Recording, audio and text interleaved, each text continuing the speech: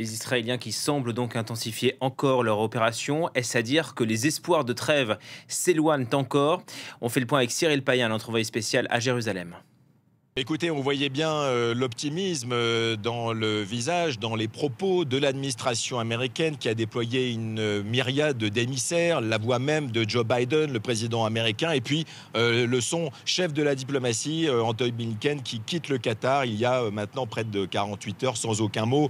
Alors on sait que Joe Biden s'est entretenu avec le Premier ministre israélien, Benjamin Netanyahou, il y a quelques heures. On peut imaginer qu'il ne l'a pas félicité. En tout cas, la vraie question, c'est où en sont ces négociations. On sait qu'il y a des négociations parallèles avec des émissaires de second rang pour tenter de rattraper cette possibilité de cessez-le-feu. Mais on a toujours des points d'achoppement fondamentaux et qui mettent d'ailleurs le Hamas et les Égyptiens, par exemple. Je pense à la présence de l'armée israélienne après ce cessez-le-feu qui font tomber d'accord Égypte et Égyptiens et Hamas. La présence notamment dans le corridor de Philadelphie de l'armée israélienne après le cessez-le-feu potentiel. Eh bien, c'est une violation pour les Égyptiens du traité de paix de 1979 qui régit cette cohabitation pacifique entre les deux pays. Donc c'est une fin de non-recevoir. Et ce n'est que le début d'une longue liste de points d'achoppement dans ces négociations qui devraient théoriquement reprendre aujourd'hui ou demain au Caire. Mais pour l'instant, tout est au point mort.